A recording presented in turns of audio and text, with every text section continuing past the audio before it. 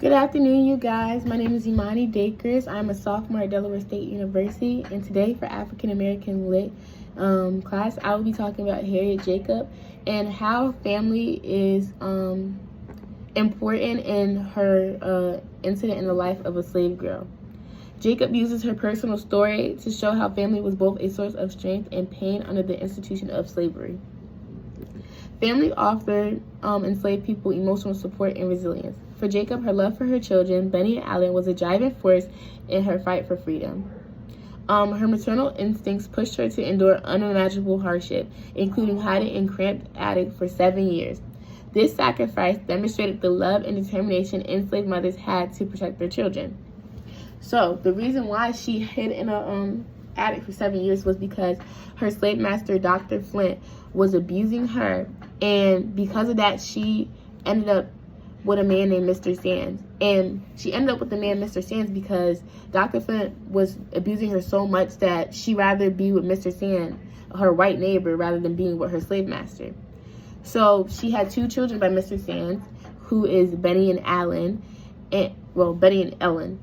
And she realized that Dr. Flint was abusing her children as well.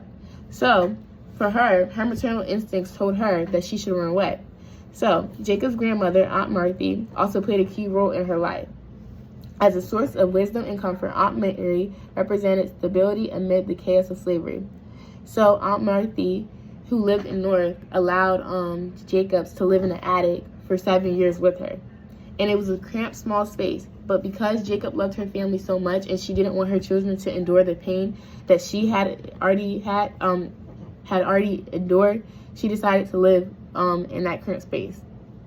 So, at the same time, slavery cruelty tore families apart. Enslaved people lived with the constant fear of being separated from loved ones through sales or violence. Jacob herself witnessed this pain and lived with the knowledge that her children's freedom was never guaranteed. She also endured the exploitation of enslaved women, highlighting how slavery disrupted the idea of family. Her relationship with her children was shaped by the need to protect them from this brutal system, even as she faced judgment for being an unmarried mother. Jacob shows us how family could be both a source of suffering and a form of resistance. By holding onto family bonds, enslaved individuals pushed back against a system designed to dehumanize them. Jacob's story reminds us of the strength and love that persisted even in the face of cruelty. And because Jacob did all that for her family, it just shows us that even during slave time, she really wanted her children to